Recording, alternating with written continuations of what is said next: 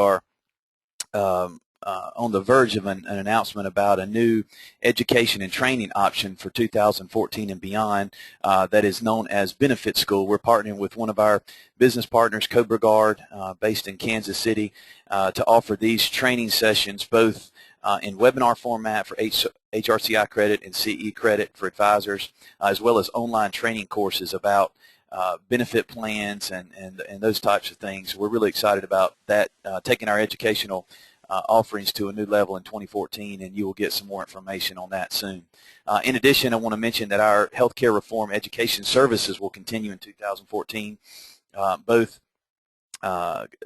consultations and advising sessions for employers, as well as seminars and training sessions. So if that's something we would be happy to discuss those options with you. Today's topic, healthcare reform and where we stand today, where we stand right now. We thought it might be helpful as we end 2013 and move into 20 healthcare update in session, and also set the stage for 2014. One quick note here, for those of you who haven't been on these sessions or not familiar with it, you see the control panel on the right. You may enter a question at any time. We use the question box and function rather than the chat function, but you're welcome to submit a question anytime during the session. This is attorney for ProBenefits, and I had the compliance department here. Some of you may know we've added a second benefits attorney, Chris McCauley, recently. Chris is doing a great job for us, and we are continuing to try to ramp up our compliance offerings and capabilities as we serve employers and advisors wherever you may be. But as we talk about today's topic and where we stand, I thought it might be helpful first to give you an update on the health insurance marketplace, and then also some recent agency guidance. Before I do, I'm going to put up a familiar slide that those of you who have been on some of our sessions earlier in the year have seen this before, and this is what I call the pulse check slide, the list of the key 2014 items and where we stand with those. First, the health insurance marketplace. I'm going to give more details in one moment, but the marketplace, as you all know, did open on schedule 10/1. There have been numerous problems with enrollment and eligibility determinations on the marketplace website at healthcare.gov, but the marketplace is open at the federal level and the state level for those states that implemented a marketplace. So there will be no apparent delay in the health insurance marketplace other than what we've seen so far. Number two, new insurance requirements for group plans. Those take effect at the 2014 renewal and have not been delayed. So your group plan, whenever it renews, whether it's January 1st or later in the year, will have to meet these new requirements. The rating methodology will be different for small groups under 50. Those are the types of updates that will be made to group plans at the renewal for 2014. Number three, the individual mandate has not been delayed. There's some new exceptions that may help individuals in terms of who has to pay the tax penalty for not having coverage in 2014, but the individual mandate has not been delayed. Second, the announcement was made that the employer mandate would be delayed until 2015. The final guidance on the employer mandate has not been released. That's something we're waiting on right now and really need in order to advise employers about how to comply with the employer mandate for 2015. But nothing new has happened on the employer mandate since our last sessions. Number five, the non-discrimination rule for fully insured plans, which is IRS Section 105H. That rule is still delayed.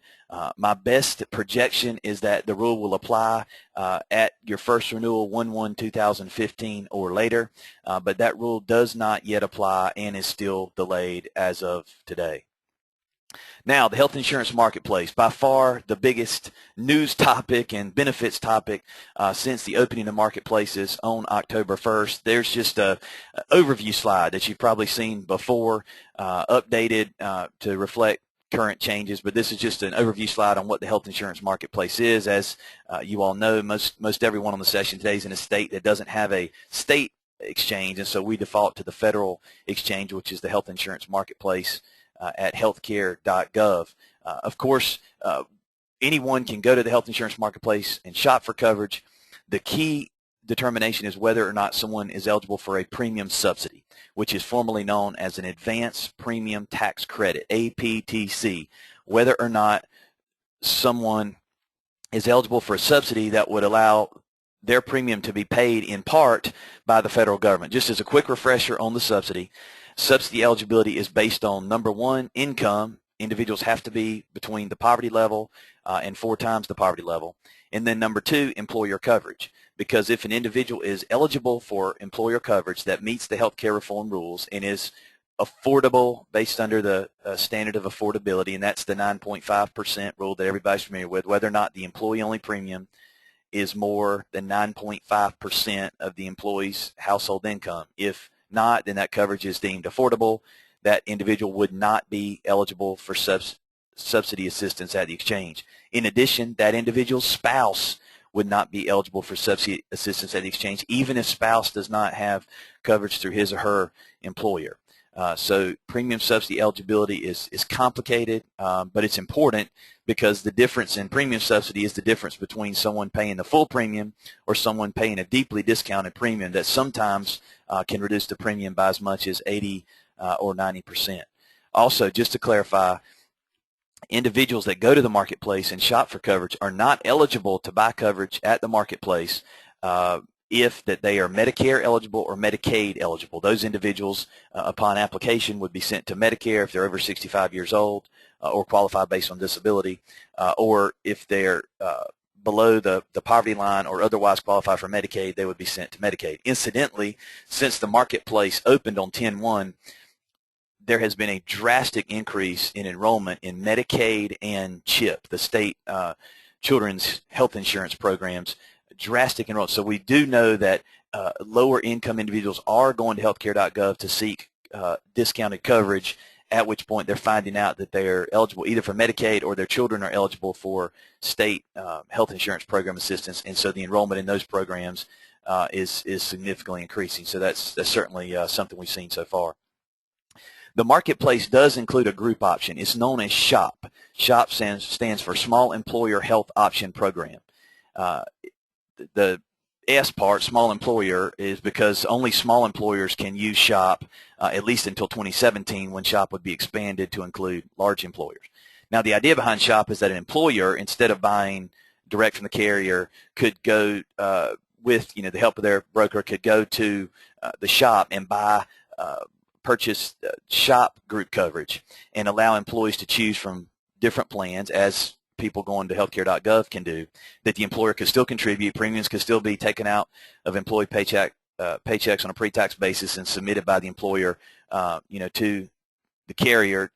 In the same way, it would just be purchased through SHOP, but the benefit there would be employees would have multiple options.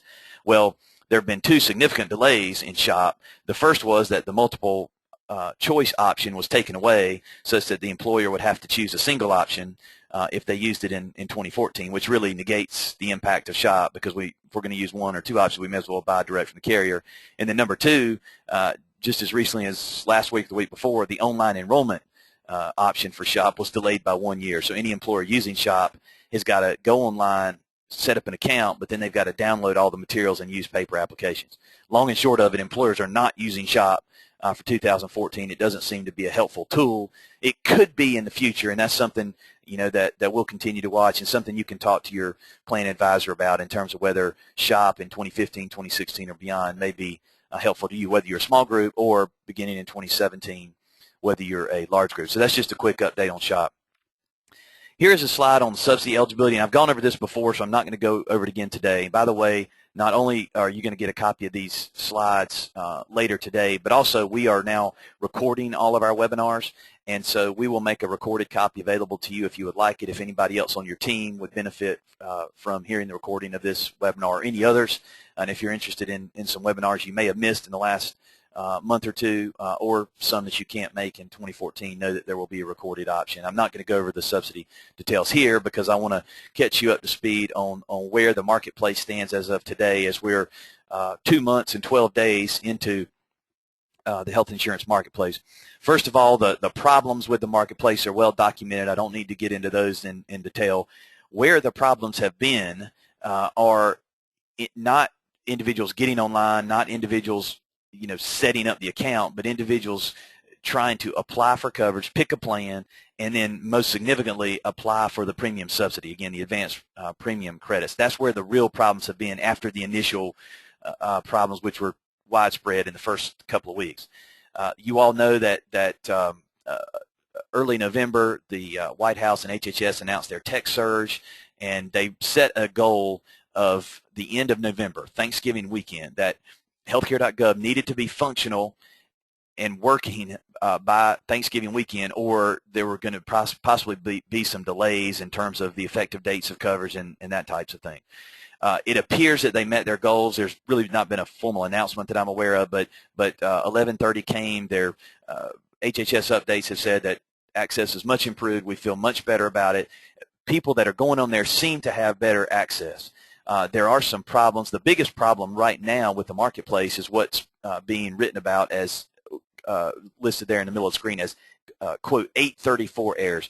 Form 834 is the document that is created by the marketplace when an individual enrolls in coverage. And Form 834 is sent from the marketplace, which is HHS, Health and Human Services, to the carrier for the carrier to be able to enroll. So since it's indirect enrollment, individuals are enrolling with the carrier in their state, but they're doing it through the marketplace. So the marketplace is the intermediary. The Form 834 is what the carrier needs. Well, the carriers are reporting that they're getting a lot of 834s that have incorrect data, and so the enrollment is slowed down and delayed, and there's some errors there. So the main goal right now of healthcare.gov and the marketplace is to correct the Form 834 so that the carriers are enrolling good data. Access does seem to be improved. I've talked to some people this week that say they're still having some practical problems enrolling people. So clearly, this thing is not running as functional as it needs to. The problems do continue. I read a great quote yesterday that I put there at the bottom of the slide, and this is from someone who's I would consider a politically neutral healthcare blogger, Bob Lazuski. Bob's quote was, "A fixed healthcare.gov site is a site that encourages enrollment rather than discourages it." It appears that today, December 12th, we have not gotten there. That's a little bit troubling considering that January 1st is now a couple of weeks away. We're right upon the holiday. The site is improving every day, but obviously we need some quick changes for things to be in order, in part because, as some of you know, December the 23rd is the deadline for someone to enroll at the marketplace for their coverage to be effective 1/1. That was December 15th. It was delayed until December the 23rd. But unless there's another delay in that date, which practically I'm not sure how they can do since there's only a week gap right now anyway before the coverage is effective, if someone were to enroll after December the 23rd, let's just say December 31st, New Year's Eve, the coverage is not going to be effective for 3 to 4 weeks after the date of enrollment. So someone who wants the coverage effective 1/1 has to enroll by December 23rd, which is the next big deadline as far as the marketplace. Now, yesterday, HHS released the enrollment data for the first 2 months of the marketplace, and I've summarized that on the slide here. There have been 39 million unique visitors to the site. That dropped by more than half in November after the huge wave in October. 27 million people visited the site, only 12 million visited in November. The number is expected to be enormous in December as we get closer to the January effective date in coverage, and certainly as people have some time off of work for the holidays. Over 250,000 people have enrolled in exchanges, but that only includes 110,000 through the federal marketplace. So that's not really a big number. That number was only, I think, 25 or 26,000 in October. So the number of enrollees in November over October more than tripled, but that's still a relatively low number considering that before the marketplaces opened, it was estimated that 7 million people would enroll in coverage during the open enrollment period, which ends March the 31st. As you see on the slide there, 83% of the applications submitted to healthcare.gov so far have been, 83% of the applications for coverage have been submitted through healthcare.gov. 17% have been paper applications sent to HHS. An interesting stat here, 42% of those shopping for coverage and applying for subsidies have been eligible. In October, that was only 30%, which was a surprise because the projected numbers would be that 75% of people applying for subsidies would be eligible. That number is 42% right now, so lower than expected. Another interesting stat is that the average deductibles that people are purchasing on the exchange are in the range of $4,000 to $5,000. Again, we're just talking average here. The national average for deductibles is somewhere in the 3,000 range, employee only or individual deductible. So that number's over 4,000 on the marketplace. I think that's probably due in large part because the subsidies are based on the silver level of coverage, the average deductible there is $2,500. Those who are buying down to the bronze, taking their subsidies to buy more coverage at a cheaper rate, those deductibles of bronze coverage are in the $5,000 range. But it appears that silver and bronze coverage is pretty much what everybody's purchasing. Those have the higher deductibles. So not necessarily a surprise, but an interesting statistic. We don't know how many people have paid a premium. So even though we know 250,000 people have enrolled in a plan, if those people don't pay a premium, by the deadline, the end of the month, their coverage will not be effective 1/1. So that's some interesting data that we don't have yet. I mentioned that Medicaid and CHIP enrollment was increasing substantially, which has been another interesting statistic. Now, I mentioned December the 23rd. I'm going to skip ahead to an updated timeline of the marketplace. And you see December 23rd in red, and that's not just because it's Christmas Eve, but because that's the deadline for an individual to enroll in marketplace coverage for that coverage to be effective on 1/1. So here is the updated timeline because there have been some modifications. Again, December 23rd, last date to enroll for coverage effective 1/1. The initial coverage begins 1/1 for those that have enrolled between October 1st and December the 23rd. Anyone who enrolls after December 23rd, unless there's a delay in that date, that coverage will be effective again 3 to 4 weeks after the date of enrollment. The open enrollment period is scheduled to end March the 31st. March the 31st is also the last date that an individual could enroll in coverage at the marketplace and avoid the individual mandate penalty. Just as a refresher, and I've got a summary slide later in the presentation, but just as a refresher, individuals, and this includes all of us on the session today, you, me, our spouses, our children, our parents, our brothers and sisters and neighbors, have to get health insurance coverage in 2014 or pay a tax penalty. There are exemptions and exceptions. One of the exemptions says that if someone has a gap in coverage of less than 3 months, they would not have to pay the individual mandate penalty.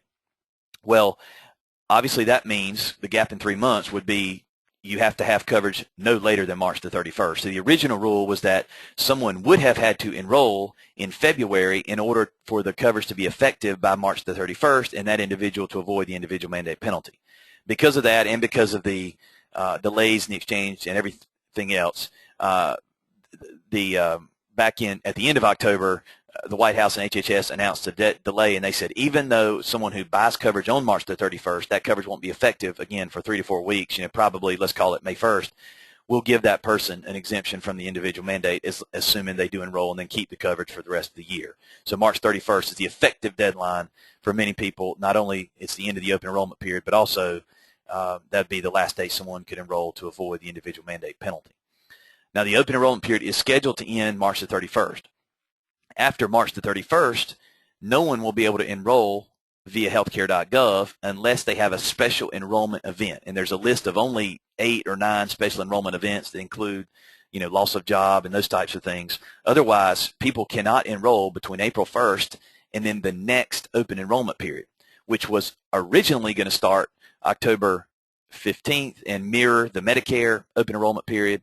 Now that has been delayed by 1 month. So now the 2015 open enrollment period will begin November 15th, 2014 and run for 2 months through January 15th of 2015 for coverage in 2015. That's a tongue tire for me. Hope I didn't go through too fast through that.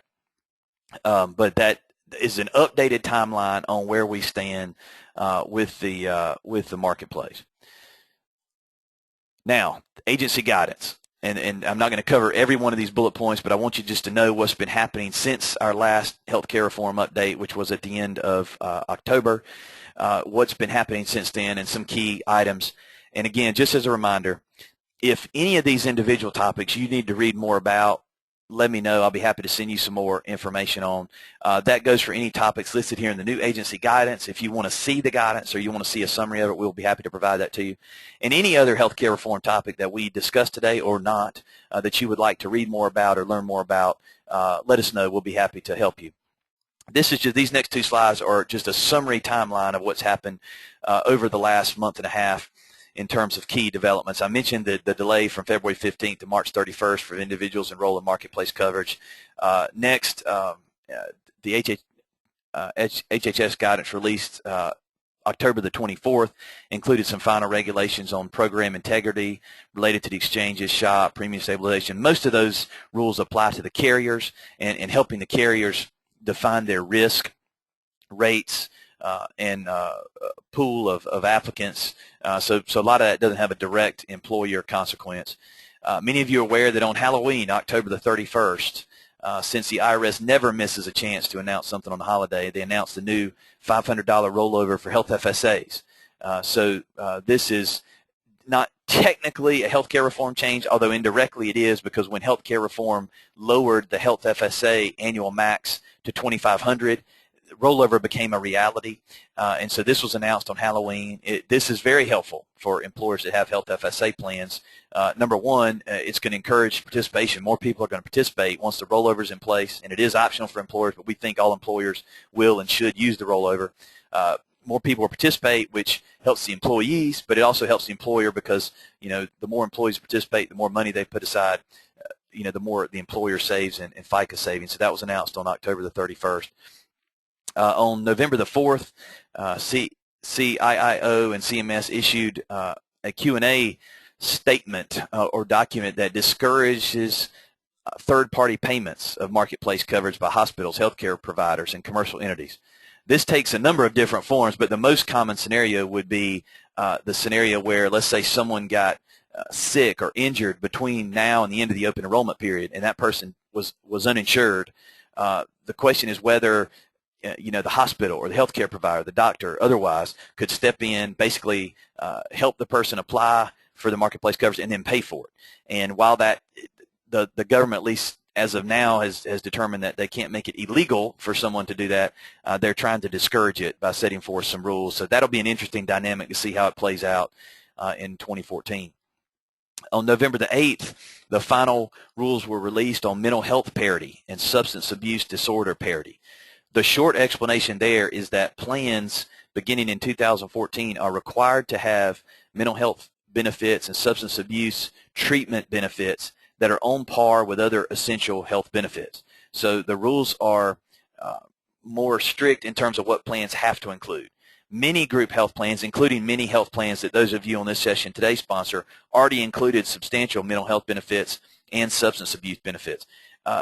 In large part, the changes will be to individual plans. But if you did have a plan where the benefits were not replete in those areas, the rules could have an impact. But again, this is something that you don't need to directly do anything about, but just helps educate you in terms of knowing what your plan is going to include in 2014 and beyond, and then what's going to go into some potential, rate increases as we start looking at premiums for this coverage. On November the 14th, almost a month ago, the White House announced the so-called administrative fix. And this is the topic that I know that you've heard about and read about that arose out of President Obama's 2010 comments around if you like your coverage, you can keep it. In order to make sure that's the case, and including for some individuals and small employers whose plans had been changed or canceled and they've been pushed into new compliant plans, the White House had announced this administrative fix. Now, just a quick word about the administrative fix. It's not going to affect many of us. For instance, if you're in a group plan that was over 50, you probably had the option to keep your plan anyway. For those people that have already chosen a new plan, they wanted to choose it, that's fine. This really is only going to affect individuals and small groups who the carrier was not going to offer a plan to them in 2014, and now the carrier has decided that after the White House announcement, they will allow it. This is not mandatory. Carriers don't have to offer the plan. States don't have to require that the carriers offer the plans. A state could require that the carrier offer the plan. For instance, here in North Carolina, after the White House and CMS contacted the North Carolina Department of Insurance and suggested that they and other states allow and approve these plans to continue for one more year, and it is just a one-year exemption. The North Carolina Commissioner of Insurance, Goodwin, contacted the carriers and said we would encourage you to do it, but it's not state law. It's just a one-year exemption, so that if someone, either an individual or small group, had a plan that was in place before October 1st of 2013, if that plan is offered by the carrier, they could keep it, they could renew it one more time, but then after that, it's going to have to go away anyway. So really, this is in large part much ado about nothing. There's been a lot of press on it, but it's not really not that big a deal to warrant the controversy and the discussion that it has invoked. On November the 23rd, the White House announced that delay from December the 15th to December the 23rd for enrollment and coverage. A lot of questions being asked this week about whether that deadline will be delayed until December the 31st. That is possible. Practically, I have no idea how someone could enroll at the marketplace on December the 31st and then have health coverage effective 1/1, even if it's late enrollment, but it is a possibility. So we could see one more delay in that date, but as of today, I don't have any news to report on it. A couple of quick things related to the Supreme Court. On November the 26th, as listed there, the Supreme Court granted review of 2 federal cases challenging the contraceptive mandate. And the most popular one from a media standpoint is the Hobby Lobby case, which challenges the inclusion of 4 or 5 different contraceptive items, including the so-called morning after pill as part of the preventive care requirements under the ACA. So the Supreme Court is going to hear that challenge. That will probably be announced in 2014. Churches and church-affiliated entities already have an exemption from the contraceptive mandate. The key issue in the Hobby Lobby case is whether that exemption could extend to employers who are not nonprofits, not churches, who would like to exercise that right. So the Supreme Court will address that. Last week, I can't remember which day, I think it was December the 5th, the Supreme Court declined to review the Liberty University case, which was a case challenging the employer mandate as unconstitutional. Obviously, the Supreme Court heard the challenge to the individual mandate in 2012 and ruled in favor of the Affordable Care Act in June of 2012. This was a challenge by Liberty University and other to the employer mandate, and that petition for review by the Supreme Court was denied, so that case is dead. There is another federal legal challenge that of some consequences, Halbig versus Sebelius, which challenges whether or not the federal marketplace can issue subsidies. And that is still in the federal district court. Will probably continue to the Court of Appeals in 2014, but it in no way will be decided, before the additional items take effect in January. Moving on down there at the bottom of the screen, on November 27th, HHS announced the SHOP delays, including the online option, and kind of clarified some of the SHOP enrollment procedures to be done in writing. November 29th, Friday after Thanksgiving. Again, I tell you, they don't miss the holidays. The final rules on the health providers tax and the additional Medicare tax were announced. These are not new items. They're items that we've known about. These are just the final rules on implementation. As an example, the health providers tax is a tax from the government to the health carrier. This includes every health care, every dental carrier, every vision carrier, because of the broad nature of the way that the tax is written and the definition of health insurance provider is written in the regs. So those of you who are seeing some of your renewals and maybe seeing a document from your broker, or more specifically from the carrier, that says, these new rates include a tax of this amount, including a health insurance provider's tax of X percent. That's what this is. A health care provider's tax is from the government to health care providers, which of course they're going to pass on, to employers as part of the coverage. That is just a very brief run through of the new agency guidance. What I want to highlight here on this slide is what has not been announced, because each time that I've given you an update, I've told you what we need is the final guidance on the employer mandate. We still don't have that, in part because of the October government shutdown. This is listed on the IRS, informal priority guidance list as what would be number 1, the final guidance on the employer mandate, which includes really the guidance on everything related to, which employers are 50 or more, and when is that determination made, how do you determine which employees are 30 or more hour employees, what the penalties are. We know most of the answers to that thanks to the proposed guidance that was issued at the end of last December, but as employers start to make final plans and preparations for 2015, we really need this final employer guidance. So this is the number 1 item of guidance we're waiting on. My hope is that we'll see it by the end of this month or early January.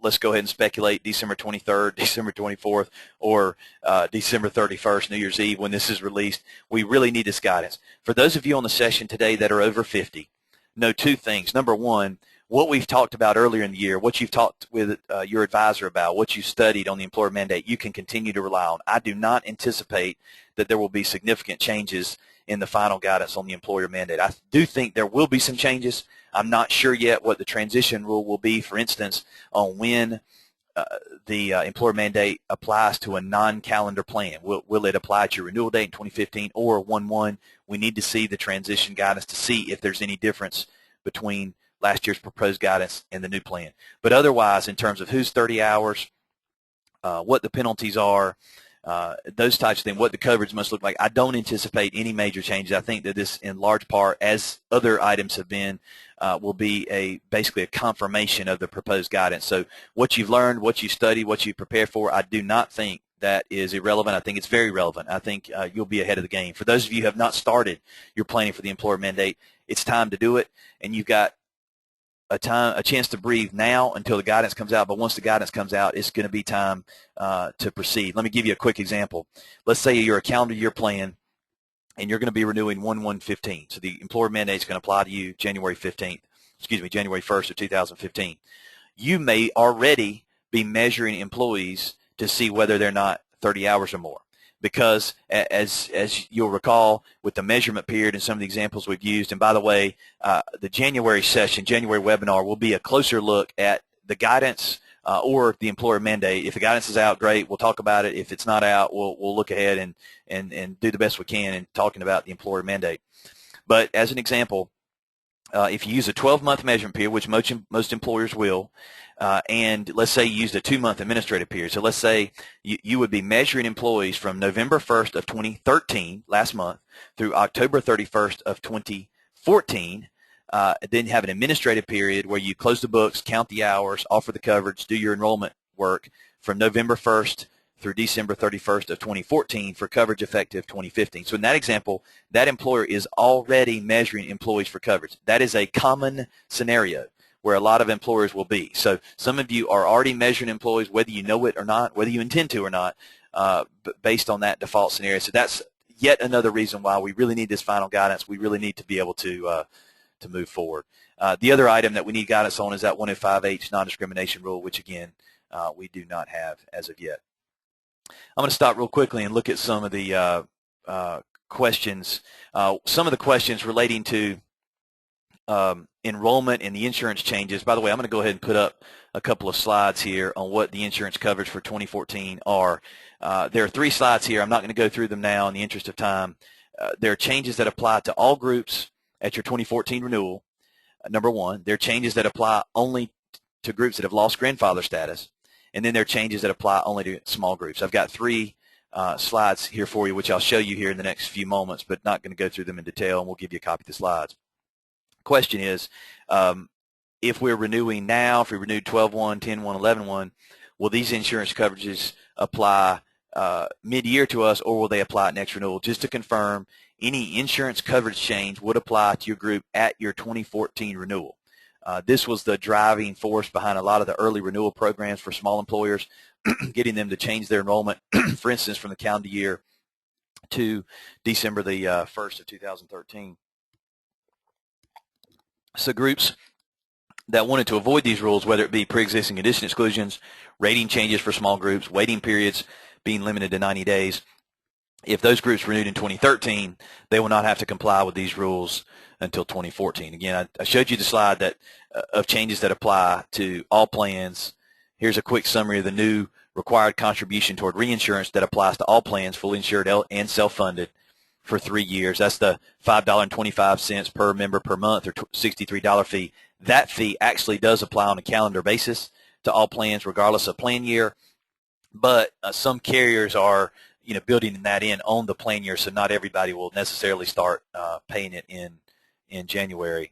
And then here's the slide of the changes that apply only to the non-grandfather plans. I'm taking a look at some of your other questions here. Feel free to go ahead and submit some other questions, and I'm going to stop shortly and just start answering questions in full.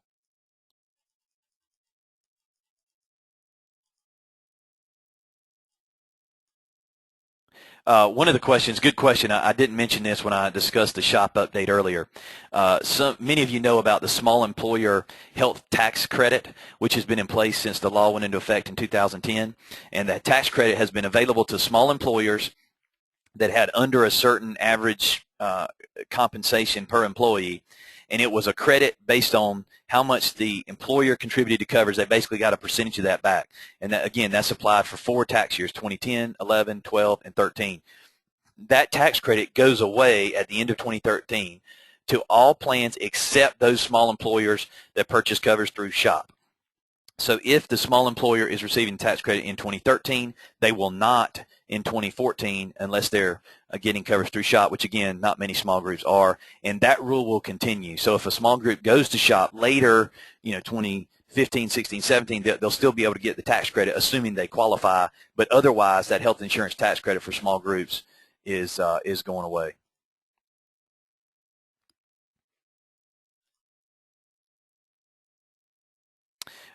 Some other questions about tax reporting. Is there any tax reporting we need to do for the 2013 plan year? The only tax reporting a group would need to do is if it's subject to the new W-2 reporting rules. I don't have a slide on that. Some of you will recall that there is a new W-2 reporting rule that would require an employer to get, to include in a new box 12 the total of the aggregate cumulative total of tax-free group health coverage provided to an employee during that year. That went into effect in for the 2012 tax year, but only for employers that issue 250 or more W-2s. So if you issue 250 or more W-2s, you should have reported that in 2012. You'll do that again in 2013. Currently, small employers or any employer that issues less than 250 W-2s is exempt from that requirement, so we are not required to include those amounts on the W-2. The IRS has encouraged voluntary reporting. You're welcome to do that. Your payroll already may be set up to do that, but there's no active requirement that yet. I'm assuming we're going to have to do it sometime 2014, 2015, or beyond, but I don't have a date to give you on that yet. Otherwise, in terms of the reporting, the next big reporting for employers is going to take place with the employer mandate, and that's going to be reporting for 2015 that's submitted in early 2016.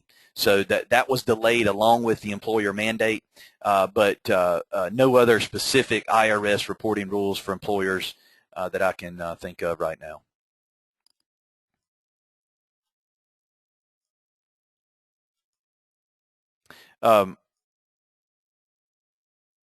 Some other good questions there, and I'm going to come back to those in just a minute. I want to finish up a couple of slides so we can get to the Q&A. This is one more slide on the insurance coverage changes, and these are insurance coverage changes that apply only to small groups.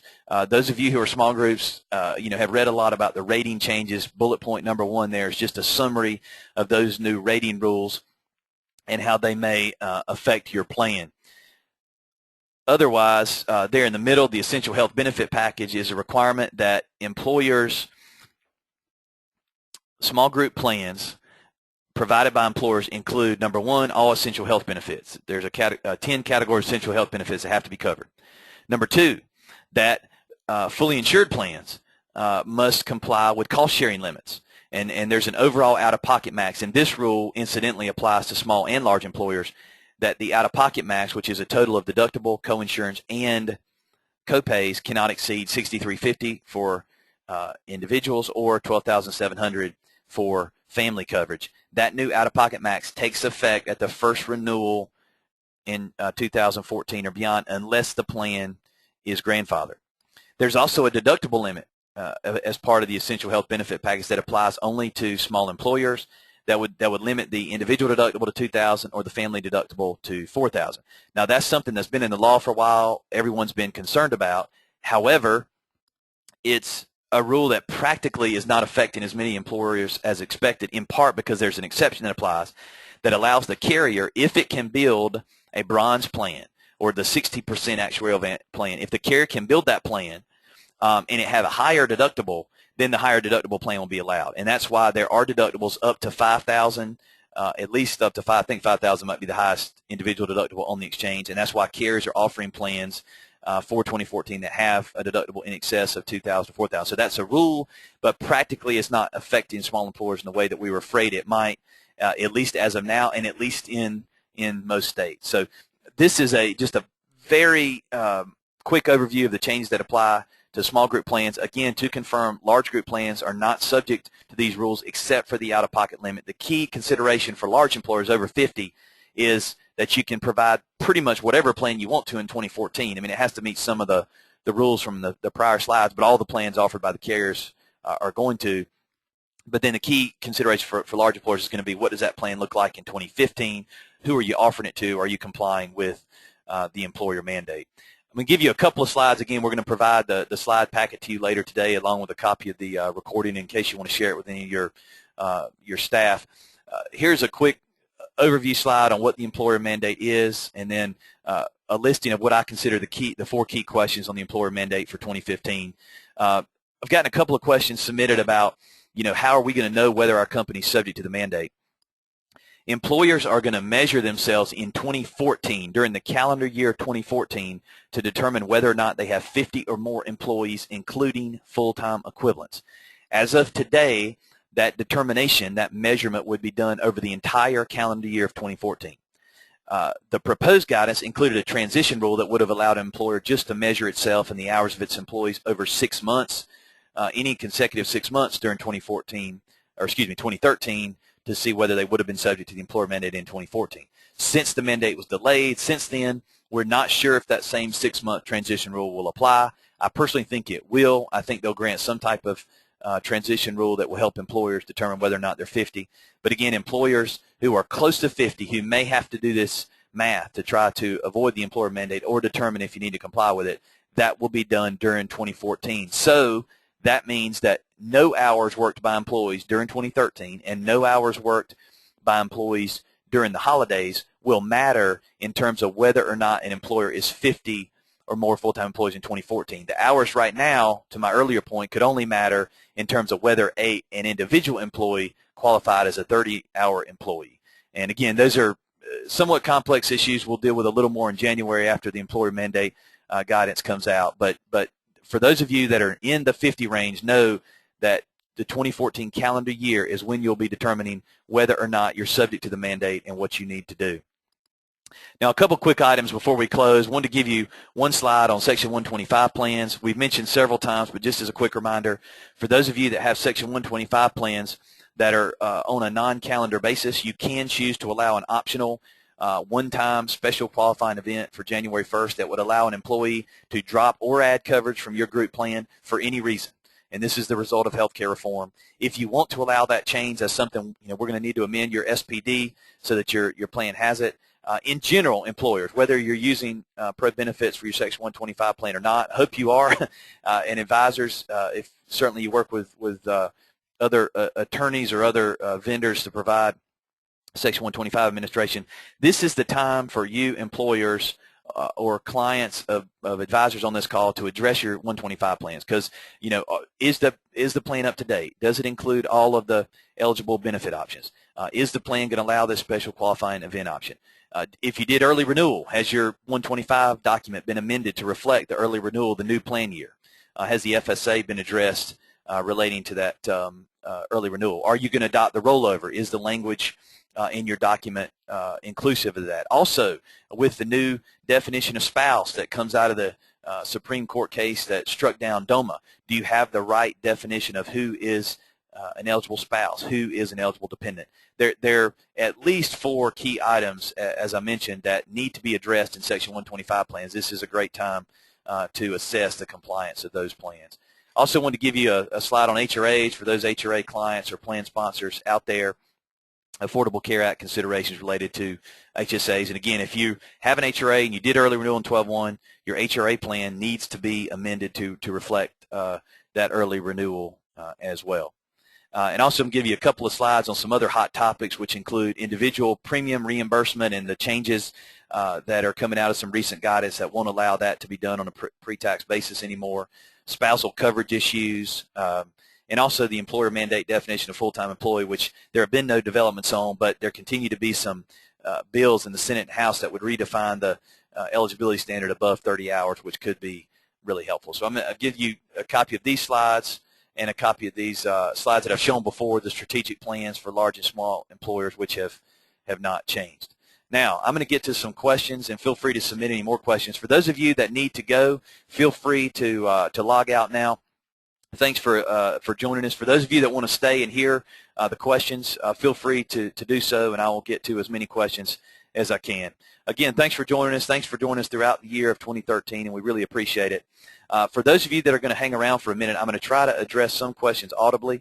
Also, I'm going to try to address some in writing. What you may want to do is to take your question box that's there on the control panel. There's an option for you to undock it. You can even expand it if you want to, and I'll try to reply all to questions that are submitted there. One of the questions related to some of the regulatory changes was how is it that the White House or the agencies can make changes to the law without engaging Congress? You know, what changes need to come from Congress, which changes need to come from the agencies? That's certainly been a controversial topic over the last few months, especially with some of the delays, including the delay in the employer mandate. You know, the short answer is that if the Affordable Care Act says on a certain point that Congress has to amend it, certainly Congress would have to amend it. The agencies are technically allowed only to interpret and not to make changes in the law. So one of the points of discussion in Washington is how much of this new information, how much of the delay is interpretation, and how much is it changing the law. And certainly people have varying perspectives on that. But the agencies are acting in a way, and their guidance is written in a way to say that they are interpreting the law, not changing it. You know, and that's just kind of where we are, whether we agree or disagree with that. Some folks have asked some questions about the determination of a 30-hour employee and what's going to happen with the employer coverage mandate for 2015, and I gave that quick example earlier. Again, the key is this: an employer, let's say you had an employer that has all full-time employees. Well, that employer, you know, if it's subject to the mandate in 2015, is just going to offer it to all employees. You know, there's no real measurement needed. The question is for employers that have part-time employees or hourly employees that have variable hours, you know, do they average 30 or not over a particular measurement period? The default measurement period will be 12 months. An employer could use as short as a 3-month measurement period. I highly recommend 12. And that's why I used the example earlier about the employer starting to measure on November 1st of 2013 through the end of October of next year before determining whether or not that individual. But just to confirm, it will be, whatever measurement period is used by the employer, it will be a true average over the course of the year. So an employee that works 40 or 50 hours for a week, a month, a quarter, you know, wouldn't necessarily qualify. It will matter what they average over the full course of the employer mandate. Some other questions about what employers can charge for coverage. I'm going to go back to a slide earlier about the subsidy. For 2014, the employer can pretty much charge what it wants to charge for coverage, you know, within the carrier contract. Most carrier contracts require that the employer pay at least 50% of the employee-only premium. So small employers that are not subject to the, here we go, yeah, this is back to the marketplace and subsidy eligibility slide. Small employers that are not subject to the mandate could pay 50%, they could pay 100%. There's no penalty based on whatever they decide to contribute for employees. The key for a small employer is this: if the small employer offers group coverage and charges under 9.5% of the employee's income for the coverage, then that employee would not be eligible to get a subsidy at the exchange. That employee could certainly decline the employer's coverage. That employee could go to the marketplace, but if he does, he's going to pay full freight. He's not going to be eligible for the subsidy. Similarly, if the employee's spouse went to the marketplace, the spouse would not be eligible for coverage because the employee could have had affordable coverage from his employer, even though that affordable coverage was measured by the employee-only premium and not the family premium. So that's how it works. Now, some small employers are looking at this strategy, which has become known as strategic unaffordability. Strategic unaffordability says this: we're a small employer. We're going to sponsor a group plan in 2014, but we still want our employees to be eligible for subsidies. A lot of them are low income, low wage, could really benefit. So what we're going to do is we're going to offer coverage to them, but we're going to charge them more than 9.5%.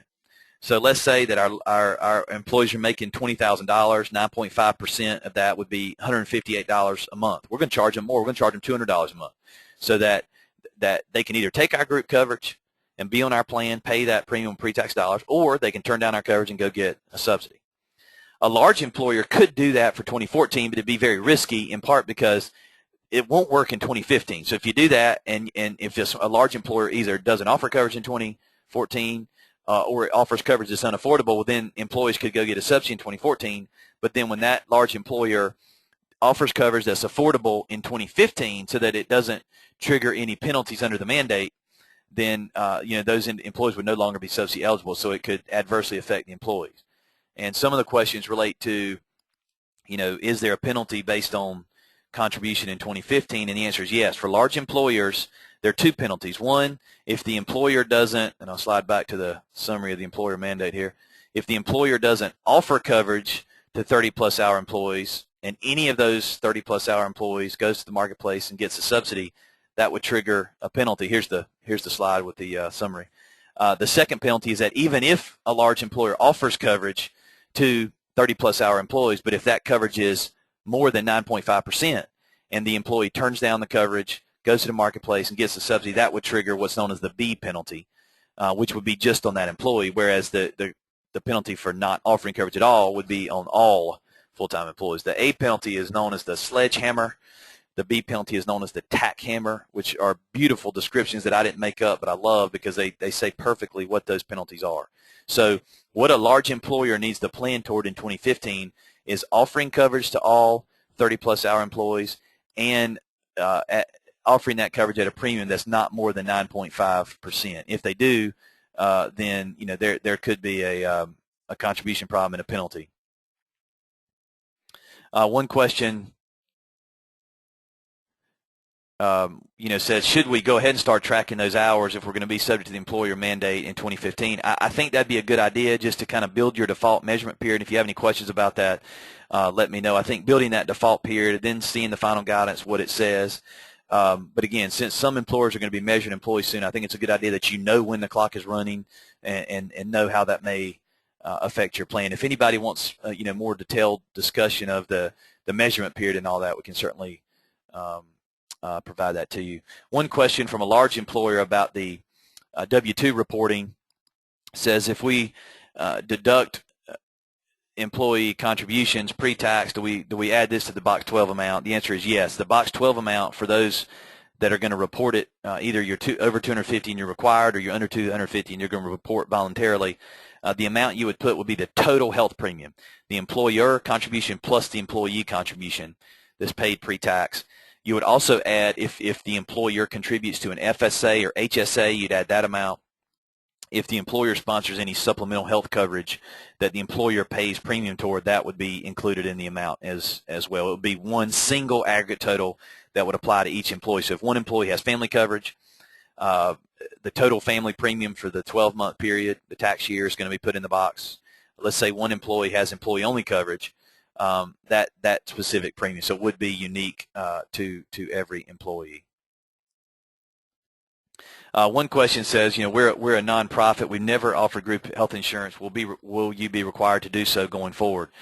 That depends entirely on whether or not you're a 50 or larger employer subject to the employer mandate. The person asking the question, I know that you're not, so that means you're under 50. You're not going to be subject to the employer mandate in 2015, so you will not be required to offer a group health plan. And you've got some other options available to you, but you will not be required to offer a group health plan. But whether nonprofit or not, any employer that has 50 or more full-time employees, including equivalents, as measured during 2014, will be required to offer coverage in 2015 or potentially pay a penalty. As a follow-up to my last question about the W-2 reporting, what about HRA reimbursements? HRAs are currently exempted from the W-2 reporting. When HRAs have to be reported, I think they will at some point, but there's a transitional exception. The amount that will be included will not be the reimbursement amount, but the COBRA value of the HRA. So the value of the coverage, not the value of the reimbursement. Some of you who sponsor HRAs may know from COBRA that the COBRA value of an HRA is calculated based on an actuarial value of what could be reimbursed. So most employers either charge nothing for the HRA for COBRA or the full amount. Really, probably the best way to do it is to charge some some compromise amount that's between zero and the total reimbursement amount, since most employees don't get the full coverage reimbursement. I can provide you more information on that if helpful. A question here from an employer that says that this is an employer that doesn't offer group coverage. If the employee signs up for the subsidy through healthcare.gov, signs up for coverage and gets the subsidy for January 1st, and the employer does not offer coverage, so that person is subsidy eligible, then mid-year, let's say July 1st, the employer does offer health insurance, would the employee have to drop the marketplace coverage and go with the employer plan immediately? The answer to that is no. The employee would have the option to continue at the marketplace. My understanding today is that subsidy eligibility will be done annually. I don't know if there's anything built in that would require the employee to provide notice to HHS of a mid-year option for coverage. Certainly that's ideal that the system would work that way, but I don't think it's set up to do that yet. So my understanding of that scenario is that that individual would probably keep the subsidy through the end of the year, but then they would be ineligible when they went to renew the coverage and the subsidy for 1/1 of 2015.